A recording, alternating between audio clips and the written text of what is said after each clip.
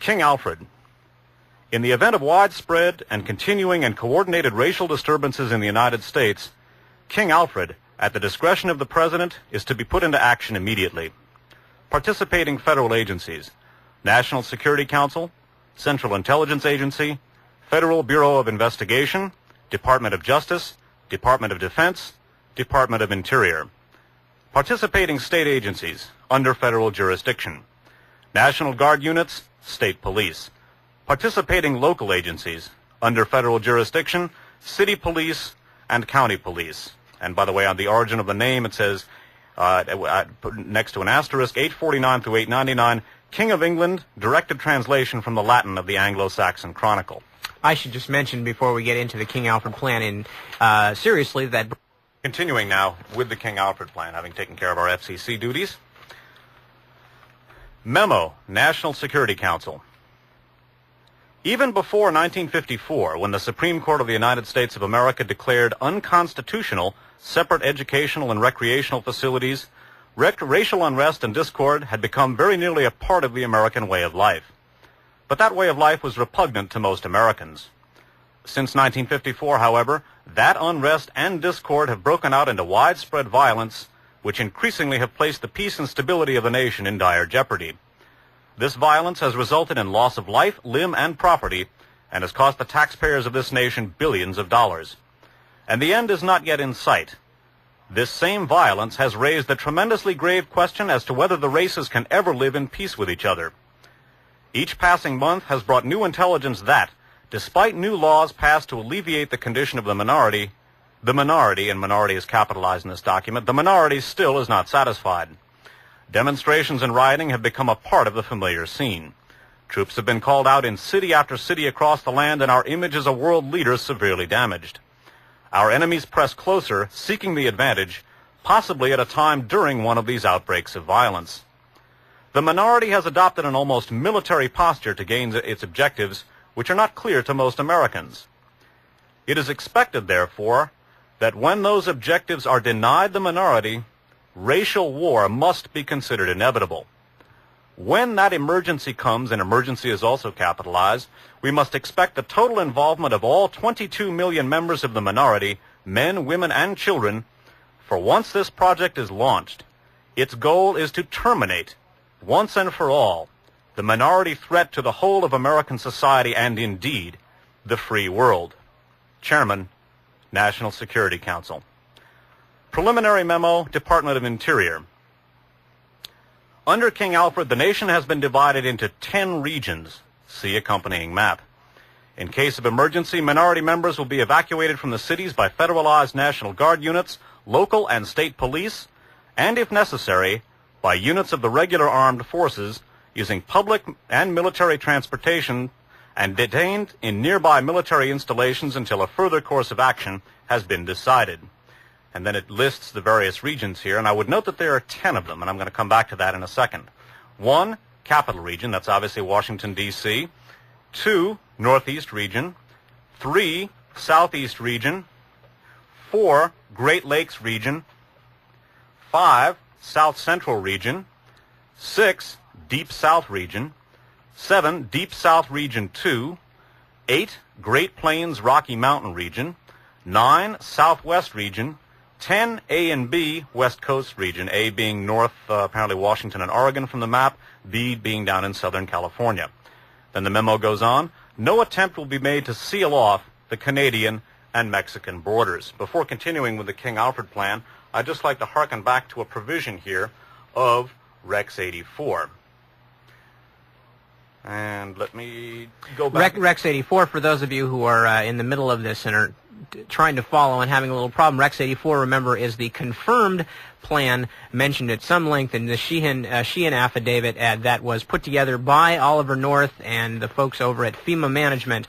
And we're going to be reading a short segment here down in the footnotes from the Sheehan affidavit about the some interesting correspondences between Rex 84 and the putative King Alfred plan. Right now, going from King Alfred plan back to the Sheehan affidavit, it says here, According to Rex, it says, first, the Federal Emergency Management Agency, after deputizing all DOD personnel and State National Guard personnel, ostensibly so as to make such personnel civilians and to thereby avoid violating the congressionally enacted Posse Comitatus Act, would undertake to test its ability to seek out and to take into custody some 400,000 undocumented Central American aliens throughout the United States, and then to intern said Central American aliens in 10 military detention centers to be established during this Rex 84 readiness exercise. And in a footnote, it points out that these are to be 1, Fort Drum, New York; 2, Fort Indiantown Gap, Pennsylvania; 3, Fort A.P. Hill outside of the District of Columbia in Virginia; 4, Fort Benning, Georgia; 5, Eglin Air Force Base in Florida; 6, Camp Crome, Florida, this base to serve as the jointly FEMA-INS Administration Interrogation Center; 7, Fort Chaffee in Arkansas; 8, Fort Huachuca, Arizona, which was also to serve as the U.S.-based Ground Communication Center for Operation Night Train; and 9, Eglin Air Force Base in California; and 1 outside of Oakdale, California. There is a remarkably close degree of correspondence between the 10 regional detention centers outlined under Rex 84 and the 10 regions under the King Alfred Plan. Continuing with the King Alfred Plan, again, we felt it was important to point out that unnerving similarity. Combined Memo, Department of Justice, Federal Bureau of Investigation, Central Intelligence Agency. There are 12 major minority organizations, and all are familiar to the 22 million. Dossiers have been compiled on the leaders of the organizations and can be studied in Washington. The material contained in many of the dossiers, and our threat to reveal that material, has considerably held in check the activities of some of the leaders. Leaders who do not have such usable material in their dossiers have been approached to take government posts, mostly as ambassadors and primarily in African countries. The promise of these positions also has materially contributed to a temporary slowdown of minority activities. However, we do not expect these slowdowns to be of long duration because there are always new and dissonant elements joining these organizations with the potential power to replace the old leaders. All organizations and their leaders are under constant 24-hour surveillance.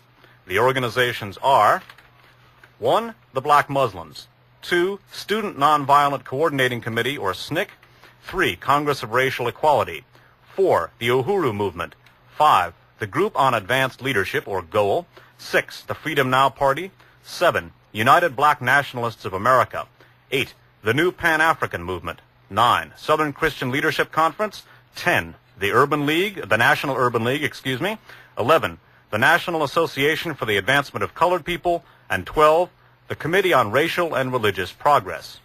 Note: at the appropriate time, to be designated by the President, the leaders of some of these organizations are to be detained only when it is clear that they cannot prevent the emergency, working with local public officials during the first critical hours. All other leaders are to be detained at once. Compiled lists of minority leaders have been readied at the National Data Computer Center. It is necessary to use the minority leaders designated by the President in much the same manner in which we use minority members who are agents with central and federal, that of course interrupting refers to the CIA and FBI, and we cannot, until there is no alternative, reveal King Alfred in all its aspects. Minority members of Congress will be unseated at once. This move is not without precedent in American history. That from the Attorney General. Continuing with the King Alfred Plan from the man who cried I am. Preliminary Memo, Department of Defense. This memo is being submitted in lieu of a full report from the Joint Chiefs of Staff. That report is now in preparation. There will be many cities where the minority will be able to put into the street a superior number of people with a desperate and dangerous will. He will be a formidable enemy, for he is bound to the continent by heritage and knows that political asylum will not be available to him in other countries. The greatest concentration of the minority is in the deep south and eastern seaboard, the Great Lakes region, and the West Coast. While the national population exceeds that of the minority by more than 10 times, we must realistically take into account the following. 1. An estimated 40 to 50% of the white population will not, for various reasons, engage the minority during an emergency. 2. American armed forces are spread around the world. A breakout of war abroad means fewer troops at home to handle the emergency. 3. Local law enforcement officials must contain the emergency until help arrives, though it may mean fighting a superior force. New York City, for example, has a 25,000-man police force, but there are about 1 million minority members in the city. We are confident that the minority could hold any city it took for only a few hours. The lack of weapons, facilities, logistics, all put the minority at a final disadvantage. Since the Korean War, this department has shifted minority members of the armed forces to areas where combat is most likely to occur, with the aim of eliminating, through combat, as many combat-trained minority servicemen as possible. Today, the ratio of minority member combat deaths in Vietnam, where they are serving as, quote, advisors, unquote, is twice as high as the minority population ratio to the rest of America. Below is the timetable for King Alfred as tentatively suggested by the JCS, Joint Chiefs of Staff, who recommend that the operation be made over a period of 8 hours. 1. Local police and minority leaders in action to head off the emergency. 2. Countdown to 8 hours begins at the moment the President determines the emergency to be A. National, B. Coordinated, C. Of long duration. 8th hour. 3. County police join local police in the 7th hour. In the 6th hour, state police join county and local forces. The 5th, federal marshals join state, county, and local forces.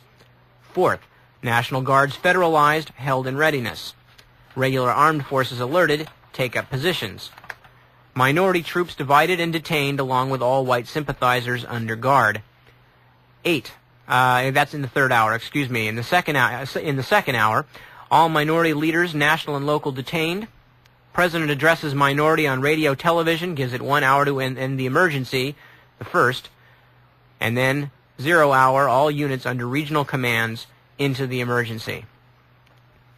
0 committee report. That may be, I was just wondering, that may be O committee, like for operational committee. You may be right. Survey shows that during a 6-year period, production created 9 million objects, or 1,500,000 each year. Production could not dispose of the containers, which proved a bottleneck. However, that was almost 20 years ago. We suggest that vaporization techniques be employed to overcome the production problems inherent in King Alfred. Signed, Secretary of Defense. I think that last little part there, the O committee report, might be worth rereading, Nip, just because it's so it doesn't strike one at first, and I think listeners should listen very carefully to the language here. The units they're talking about are black people. And they're talking, the production that they're referring to production of 20 years before, and we all know what this is supposedly something written in the mid-60s, 20 years before that, of course, being during World War II, production being incapable of keeping up with the demand, so to speak. Again, reading from O Committee report, survey shows that during a 6-year period, production created 9 million objects, or 1.5 million each year. Production could not dispose of the containers, which proved a bottleneck. However, that was almost 20 years ago. We suggest that vaporization techniques be employed to overcome the production problems inherent in King Alfred. Vaporization, of course, referring to liquidation. Yes, and referring to not being able to get rid of the bodies fast enough, basically, to put it in simple terms. Again, we've gone through lengthy disclaimers of the King Alfred plan, but again, put into the context of really contingency disclaimers. That would be a good way of putting it. But put into the context of what we know about Rex 84, what we know about Louis Jafrida's war college plans, then later updated by John Brinkerhoff, his deputy. Rex 84 and King Alfred begin to look more and more alike all the time. And again, the remarkable treatment, again, when Mae Brussels sent this to us, the very able and courageous researcher from whom we obtained this, the first copy was intercepted in the mail, never arrived. The second copy was intercepted in the mail and never arrived. The third one took a good 2 weeks to arrive, but to take a mail trip that should have taken a day or two at the most. And the fact that our network of informants has told us that this is, in fact, a real document, that John Williams was not able to come out and say so simply because of the controversial nature, led us to go with it at the time. We're glad we did, simply because now it is very obvious from the headlines that have emerged, this is a real policy. It is a real National Security Council contingency, and the similarity between the emergency, unquote, the 10 readiness centers, the 10 zones, and in particular, one wonders about King Alfred and Rex 84. It is our feeling that at this point, the undivided energies of those researchers who operate in good faith should be devoted to determining, among other things, just whether or not the King Alfred plan is in fact the groundwork for Rex 84. I have a feeling, as a matter of fact, that if there are differences between Rex 84 as it exists now and what was the King Alfred plan, we will probably find that it was merely a slight shift in focus on the victims of the plan, and perhaps to include, again, as they mentioned, Central Americans considered to be dangerous, certain blacks, intellectuals, sympathizers, etc., and perhaps not so specifically targeted at the, quote, the American Negro, the minority problem, as it would have been back in the late 60s and early 70s. So, but the substance very much the same, no doubt, and chillingly so. We are going to take a break and let you think about Oliver and his secret army, etc., and take about 5 or 6, 8 minutes, who knows, run around, stretch our legs, let you stretch yours, and maybe let your tape recorder cool off or something. And we will be back with more of Radio Free America. This is Nip Tuck with Dave Emery here in the studios at K here until 11 o'clock tonight. Just a couple of things I wanted to mention very quickly, of course, for those of you who are taping. This is the fourth part of the Iran-Contra series. It's Radio Free America number 32, the fourth part of the Iran-Contra series, the third part of the terrorism segment of the Iran-Contra series, with at least one more coming up on the cover-up. And what else do I want to mention? Oh, and last thing to mention real quickly for the last time probably tonight, we've been talking about the Sheehan affidavit, and there is a videotape of Daniel Sheehan press conference available at Tower Records, donated by one of our listeners, and you should go down and rent it if you haven't had a chance to see Daniel Sheehan in action. He's talking about much of the same stuff that we're talking about, and more power to him. Anyway, what we have just finished talking about, for those of you who are just tuning in and heard music and wondered what the heck happened to One Step Beyond, again, we are doing Radio Free America tonight. We started a little earlier, and we have been talking, first, of course, about Oliver's Army, the secret contingency plans Rex 84 put together by such luminaries as Oliver North, William Casey, William Clark, Ed Meese, and the stalwarts at the Federal Emergency Management Agency under Louis Giuffrida. And talking about how the plan that they put together for martial law, which included, among other things, deputizing America's homegrown fascists, Nazis and Klan paramilitary types, and sending them out to round up political undesirables. This plan, Rex 84, how very similar Rex 84 now revealed, among other things, in some articles by Alfonso Ciardi of the Miami Herald, how similar Rex 84 appears to a supposedly apocryphal martial law plan called the King Alfred plan, which we now have reason to believe, if not exactly identical to the Rex 84 plan, close enough that it sounds very much like King Alfred plan is a real thing, and Rex 84 was only the most recent wrinkle of said plan. So we've been talking about that, a plan, the King Alfred plan, of course, being a martial law plan put forward in the 60s to round up all blacks at a time of an uprising political uprising by black Americans, and round them all up and take them to extermination camps. And to use, quote, vaporization techniques. That's unquote. Right, to prevent problems with container buildup. And again, some of the revelations under the Rex 84 plan have taken the King Alfred plan, regrettably, out of the realm of fiction. What we're going to be looking at for most of the broadcast this evening is an equally chilling scenario, namely the suggestion that many of the terrorist incidents that have been plaguing the world in the last few years have in fact been set up by elements of the U.S. national security establishment in order to drive a bulldozer through the Bill of Rights at home, to restrict civil liberties at home, and to warrant military expansionism abroad. Again, very similar to the Reichstag scenario, where Hitler was appointed chancellor, burned down the German parliament, the Reichstag, blamed it on the communists, and then used that as an excuse to suspend the Constitution of Germany, assume dictatorial powers, and later provocation was used by Hitler to warrant foreign intervention. A faked incident at the Polish border at a town called Gleiwitz was used as the pretext to invade Poland. Germany claimed that Poland attacked them after having machine gunned some concentration camp inmates and their Wehrmacht and SS guards in order to make it look as though Poland had attacked them. The reason we raise this scenario is not only because that is the specialty of the Triple Wilson team, provocation, but there are numerous and very disturbing connections between elements of the American national security establishment, in particular people grouped around Oliver North and the Iran-Contra team, and many of the most heinous terrorist groups, including some of the terrorist groups this team was most active against, at least if we are to believe the cover story.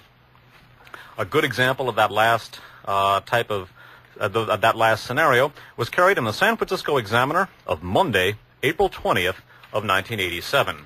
This is a story by Miguel Acoca. I'm not sure how his name is pronounced. ACOCA of the Examiner Washington Bureau. It's Dateline Washington headlined, North Link to Top Syrian Arms Dealer. A billionaire Syrian weapons dealer and drug trafficker linked to the hijacking of the Aquile Loro was paid for arms he sold to the Nicaraguan rebels from a bank account controlled by Lieutenant Colonel Oliver North, sources here and in Europe said.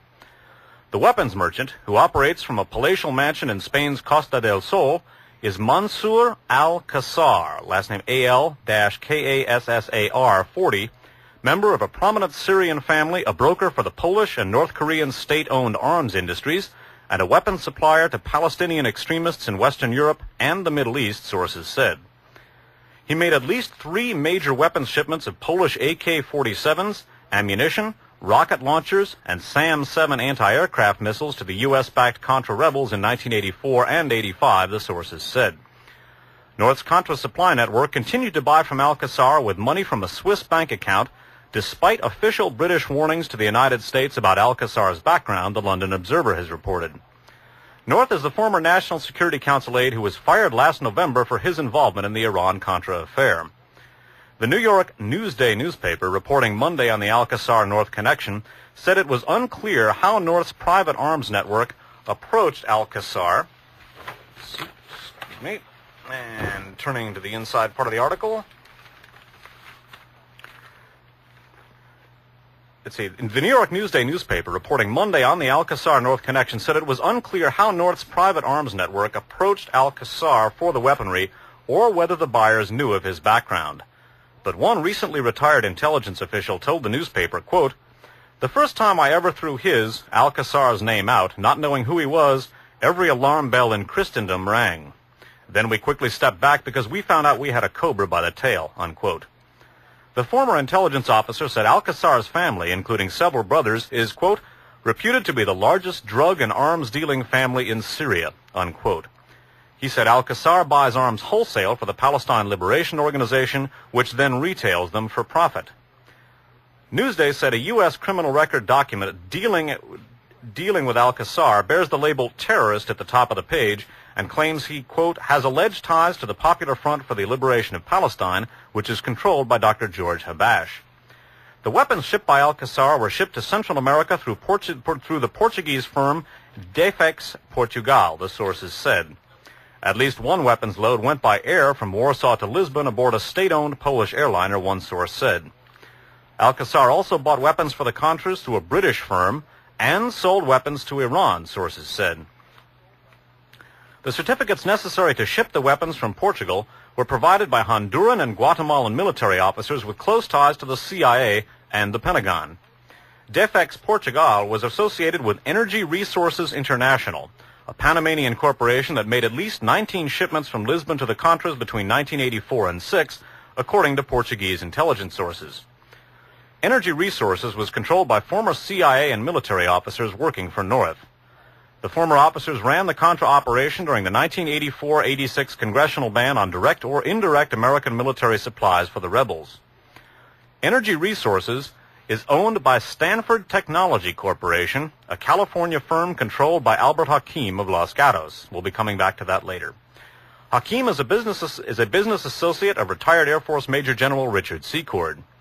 North also was a leading player in the Reagan administration's counterterrorism operations and in secret weapon sales to Iran.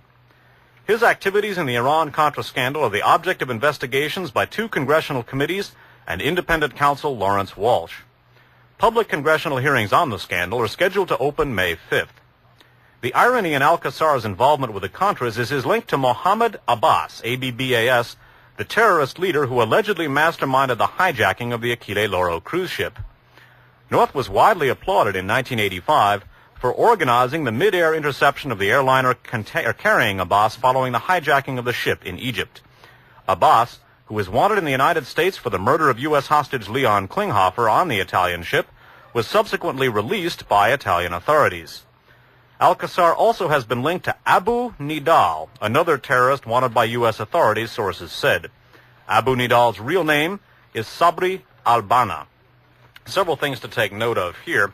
First of all, the link of a major player in the Oliver North Contra supply effort of someone connected not only to the Popular Front for the Liberation of Palestine by George Habash, one of the top Palestinian terrorist groups, but also perhaps more importantly for our purposes, to Abdul Abbas, the fellow behind the Achille Lauro hijacking, and Abu Nidal, one of the prime movers on the international terrorist scene today, is intriguing. And again, it's worth noting that Oliver North himself has gained much political mileage from his alleged opposition to these very same groups. Also take note of the fact that this particular operation here was carried out by a company owned by Stanford Technology Corporation here in the Silicon Valley.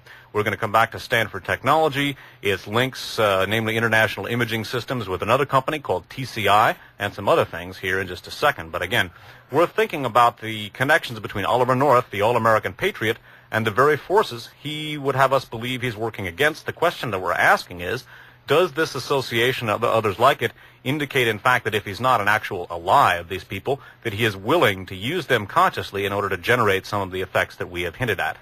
This bits of information linking Oliver North and his organization with folks linked to Abu Nidal also put something, before I read the next article, I wanted to throw something that I had noted before and didn't really have a context for it, but this seems like an interesting context of a rather curious lie that Oliver North told during the course of the questioning going on most recently. This was in the earlier Alexander Coburn column or article that we read from In These Times, and it's just a short paragraph here, but it is rather strange, and put in the light of some of the things we've just been talking about, it may make more sense.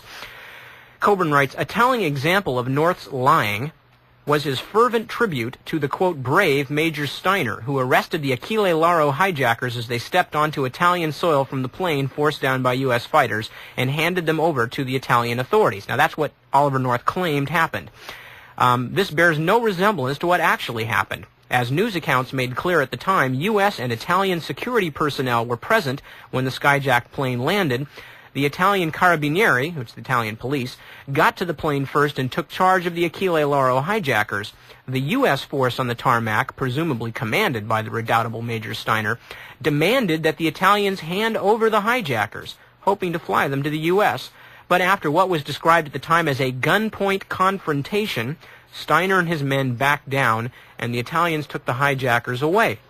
Rather interesting in light of Oliver North's own involvement with the, or at least connections to the Achille Lauro case, that he should tell such a blatant lie about the circumstances having to do with the capture of Abu Abbas, and the fact that American forces should be trying to take these prisoners from the Italians on Italian soil at gunpoint. It does raise some interesting questions. Now we're going to go on and read an article published in the San Francisco Chronicle for Friday, July 17th, 1987, that goes into this in a little more detail. The article is headlined, "North's Network Dealt with Man Tied to Abu Nidal." The article is by Michael Wines of the Los Angeles Times, and it's datelined Washington. Lieutenant Colonel Oliver North's secret arms network supplied Nicaraguan rebels with $1.5 million in weapons, $1.5 million in weapons bought in 1985 and 1986 from a Syrian smuggler tied to terrorist Abu Nidal, according to records released by the Congressional Iran-Contra panel. The weapons, apparently of Polish origin, were purchased from Mansour al-Qassar, a Damascus drug smuggler and arms merchant. The 42-year-old Qassar and his three brothers have built a multi-million-dollar empire on military deals in communist and Western Europe. Administration officials, speaking on condition that they not be named, said that Qassar has clearly established business links to the Abu Nidal terrorist ring, responsible for a November 1985 Egypt Air hijacking in which 57 persons died, and for December 1985 massacres in the Rome and Vienna airports. The congressional records point up a particular irony for North, who dramatically invoked a death threat by Abu Nidal in testimony last week to explain his acceptance of a $16,000 security system financed with cash from North's network. Lebanese terrorists claiming to represent Abu Nidal placed North's name on an assassination list last year, apparently because of his work on U.S. counterterrorism policies. So again, pointing up the fact of the Abu Nidal network somehow, strangely, in the person of Mansour al-Qassar and his brethren, he and his brethren's empire, being connected to Oliver North's putative anti-terrorist organization. But as we have seen so much in the past, especially with his secret team, Ed Wilson, Frank Turple et al., Richard Secord, the whole group of them, Shackley and Kleins, have spent 35 years or so, most of them, doing just this, taking so-called terrorist organizations, infiltrating them, taking them over or directing them, and using them as excuses for, as Dave put it, or more or less put it, the dissolution of American civil liberties at home and the expansion of U.S. military presence abroad. That being the case, we should look at Oliver North's contacts with Abu Nidal, perhaps in the light of being a little more than just a sort of another ironic detail in the Iran-Contra scandal. Yeah, again, I think people might want to think about Oliver North, the kind of person he represents in a symbolic sense, and ask one how someone like that could possibly have dealt with people like this if he is to be taken at face value, and obviously we feel that perhaps he is not. And again, the Rex 84 scenario should be brought to mind here. More information concerning this particular deal, the Mansour Al-Qassar deal, emerged in the San Jose Mercury News of Monday, April 20th of 1987. This is a story headlined, Terror Suspect Dealt in Contra Arms. This is from an article alluded to in the Examiner article I read a few minutes ago. This is by Knut Royce of Newsday, K-N-U-T-R-O-Y-C-E. Again, headline, Terror Suspect Dealt in Contra Arms, subheaded North's Aid Network Handled Purchase. Skipping down in the article, we find the following. Some of this will be by way of review. Al-Qassar's 158 tons of arms for the Contras, including AK-47 assault rifles and ammunition, were put aboard a Panamanian freighter, the Iria, E-R-R-I-A, which then steamed out of the Polish port of Szczecin on July 10th. Published accounts, which have not disclosed Al-Qassar's role in the arms transaction, have said that the Iria was purchased on April 28th by Hakim through a Panamanian shell company, Dolmy Business Incorporated. Dolmy is D-O-L-M-Y. The arms were purchased by another Panamanian corporation, Energy Resources International, which is owned by the Stanford Technology Corporation, a California firm controlled by Hakim. Secord is Hakim's associate in the Stanford Technology Trading Group in the Virginia suburbs of Washington. Secord's attorney Thomas C. Green did not return calls to his office, nor did Hakim's attorney N. Richard Janis. North's attorney Brendan Sullivan could not be reached for comment. Al-Qassar could not be reached at his Vienna, Austria firm, Alcastronic, and there are no telephone listings for his residences in Vienna or the resort town of Marbella, Spain, where he is said to spend most of his time. I would take note of the Qassar presence in Vienna. That may or may not be significant. We'll comment on it later. Sources said Al-Qassar acted as a middleman in the deal. They said he purchased the arms from Cenzin, C-E-N-Z-I-N, the Polish agency that controls foreign trade, and then sold them to North's group. Details on the buying and selling prices and the financing arrangements could not be learned. Skipping down in the article of the Odyssey of the Iria with all of these Al-Qassar purchased weapons, the author writes, so the 358 tons of arms remained aboard the Iria, which lingered off Portugal for nearly 2 months. In early September, however, the ship traveled to the French port of Cherbourg and unloaded the entire cargo on the port's munition dock September 13th. A second ship, the Iceland Saga, picked up the arms and on September 20th set sail for Puerto Barrios, Guatemala. Two sources said they think that at this time, the CIA agreed to buy the arms through an American arms dealer, James P. Atwood, A-T-W-O-O-D, for $1.4 million. One source said that the arms had a retail value of $5.5 million and that Hakim and Secord had been trying to get more than $2 million for the shipment. There are a number of things in this story that we're going to take up at some length, and we're going to look at against the background of the Achille Lauro hijacking. However, the name James P. Atwood is very significant for our purposes here. He is not only an arms dealer who's reportedly done a lot of work for the U.S. intelligence community in the past, he is an associate not only of Frank Turple's, but also of an arms for drug smuggling ring we looked at in Radio Free America number 26. Sometimes I forget the name. It was number 26, called The Company, quote unquote. Now that's not The Company, quote unquote, namely the insider's nickname for the CIA, but rather it's called The Company, quote unquote. Although it appears that The Company may in fact work with the company, and James P. Atwood is one of the reasons why. And if that sounds confusing, we're now going to try and straighten out that confusion. We're going to do our best. It is very confusing. And again, we're talking about, in the next article we're going to read, when they refer to the company, the reference is to, in fact, the supposedly private organization known as the company, a guns and drugs smuggling operation that has cropped up in a variety of cases, most recently including the murder of Judge John Woods down in Texas, the only federal judge ever to be assassinated. He was sitting in on a very important drugs case, and the man who was convicted of killing him claimed to have been one of the gunmen in the JFK assassination, with some rather interesting backup for his story. So the company crops up in a lot of rather interesting places. Again, for background on this, for people who would like to explore this further, Radio Free America number 26, our archive show on file, goes into the company at some length. And incidentally, we will be coming back to the company in a big way in our program about the cover-up, because President Reagan's recent nominee to head up the FBI, Judge William Sessions, was the fellow who presided over the trial of Charles Harrelson, rather, for the assassination of Judge John Wood. So we're going to come back to that. The company, the Wood assassination, very significant for our purposes here. That's right. But in the upcoming article, again, as mentioned, the company here refers to the supposedly private organization, not the nickname for the CIA. But as you will see, as so many often happens in these cases, the gray area is very large, and where one company ends and the other begins is some matter for debate.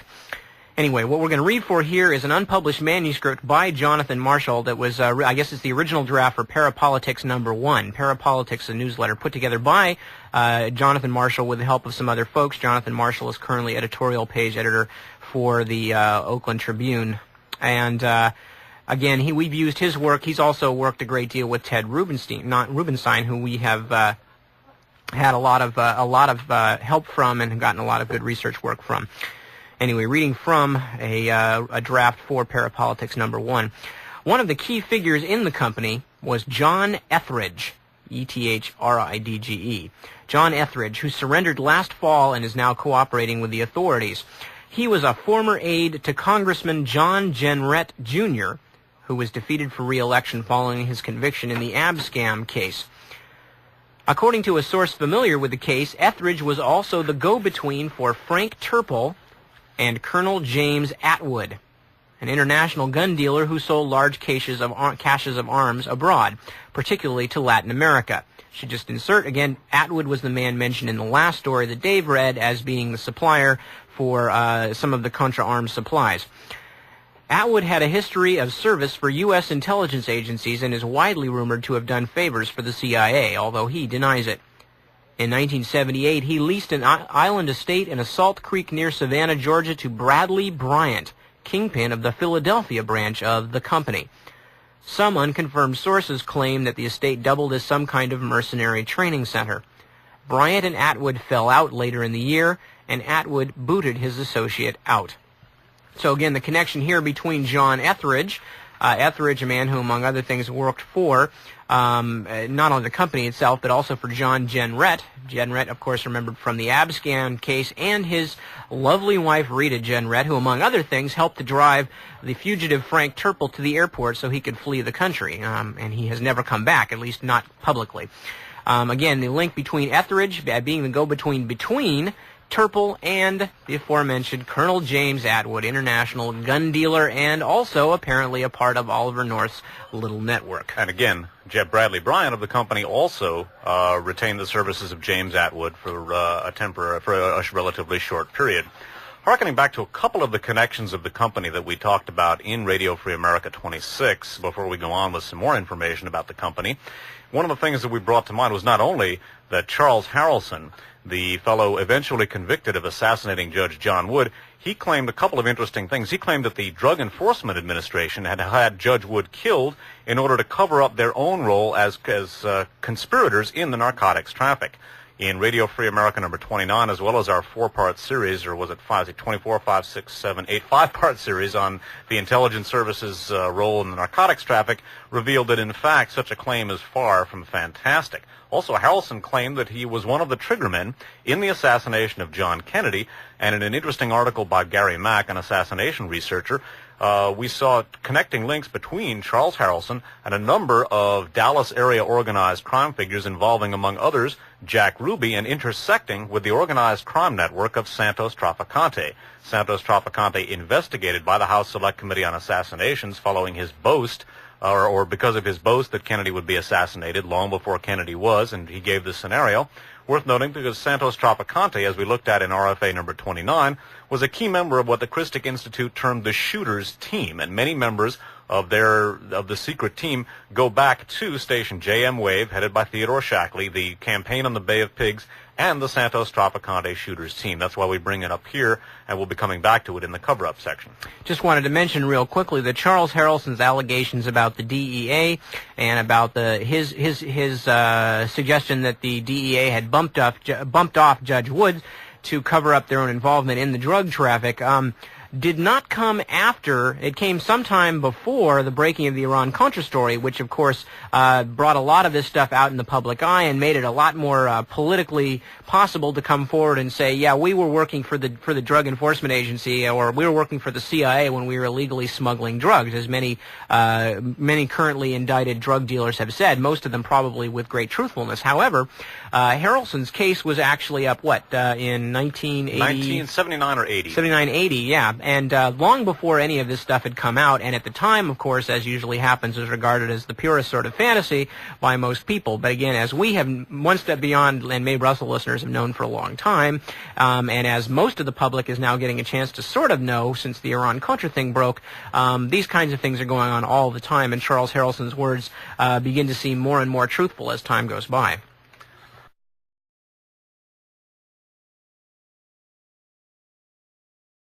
Indeed, the free world. Chairman, National Security Council. Preliminary memo, Department of Interior. Under King Alfred, the nation has been divided into 10 regions. See accompanying map. In case of emergency, minority members will be evacuated from the cities by federalized National Guard units, local and state police, and if necessary, by units of the regular armed forces using public and military transportation, and detained in nearby military installations until a further course of action has been decided. And then it lists the various regions here, and I would note that there are 10 of them, and I'm going to come back to that in a second. 1, Capital Region, that's obviously Washington, D.C. 2, Northeast Region. 3, Southeast Region. 4, Great Lakes Region. 5, South Central Region. 6, Deep South Region. 7, Deep South Region 2, 8, Great Plains Rocky Mountain Region, 9, Southwest Region, 10, A and B, West Coast Region, A being north, apparently Washington and Oregon from the map, B being down in Southern California.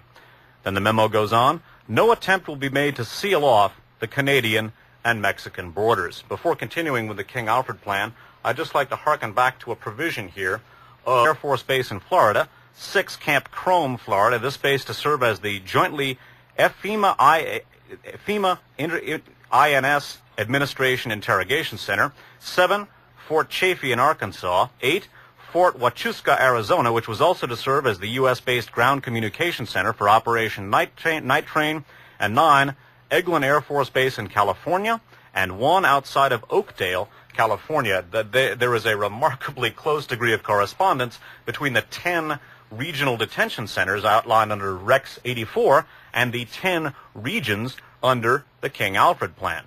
Continuing with the King Alfred plan, again, we felt it was important to point out that unnerving similarity. Combined memo, Department of Justice, Federal Bureau of Investigation, Central Intelligence Agency.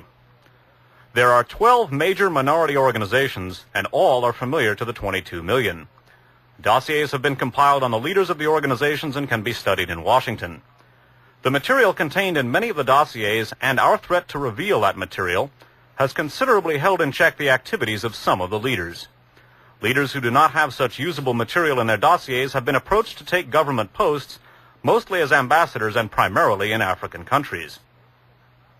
The promise of these positions also has materially contributed to Rex 84. And let me go back. Rex 84, for those of you who are in the middle of this and are trying to follow and having a little problem. Rex 84, remember, is the confirmed plan mentioned at some length in the Sheehan affidavit that was put together by Oliver North and the folks over at FEMA Management.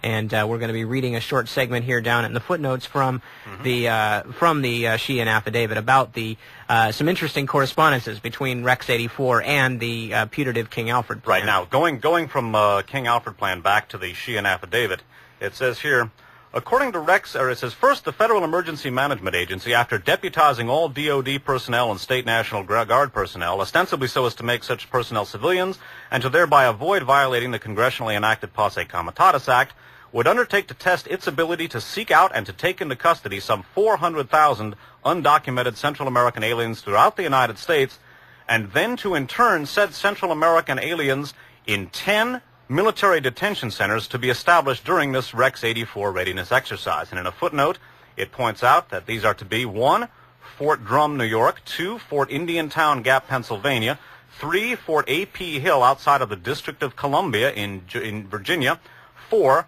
Fort Benning, Georgia; 5, Eglin Air. King Alfred. In the event of widespread and continuing and coordinated racial disturbances in the United States, King Alfred, at the discretion of the President, is to be put into action immediately. Participating federal agencies: National Security Council, Central Intelligence Agency, Federal Bureau of Investigation, Department of Justice, Department of Defense, Department of Interior. Participating state agencies under federal jurisdiction: National Guard units, state police. Participating local agencies under federal jurisdiction: city police and county police. And by the way, on the origin of the name, it says, next to an asterisk, 849 through 899, King of England, directed translation from the Latin of the Anglo-Saxon Chronicle. I should just mention before we get into the King Alfred plan, seriously, that... Continuing now with the King Alfred plan, having taken care of our FCC duties. Memo, National Security Council. Even before 1954, when the Supreme Court of the United States of America declared unconstitutional separate educational and recreational facilities, racial unrest and discord had become very nearly a part of the American way of life. But that way of life was repugnant to most Americans. Since 1954, however, that unrest and discord have broken out into widespread violence, which increasingly have placed the peace and stability of the nation in dire jeopardy. This violence has resulted in loss of life, limb, and property, and has cost the taxpayers of this nation billions of dollars. And the end is not yet in sight. This same violence has raised the tremendously grave question as to whether the races can ever live in peace with each other. Each passing month has brought new intelligence that, despite new laws passed to alleviate the condition of the minority, and minority is capitalized in this document, the minority still is not satisfied. Demonstrations and rioting have become a part of the familiar scene. Troops have been called out in city after city across the land, and our image as a world leader is severely damaged. Our enemies press closer, seeking the advantage, possibly at a time during one of these outbreaks of violence. The minority has adopted an almost military posture to gain its objectives, which are not clear to most Americans. It is expected, therefore, that when those objectives are denied the minority, racial war must be considered inevitable. When that emergency comes, and emergency is also capitalized, we must expect the total involvement of all 22 million members of the minority, men, women, and children, for once this project is launched, its goal is to terminate, once and for all, the minority threat to the whole of American society and in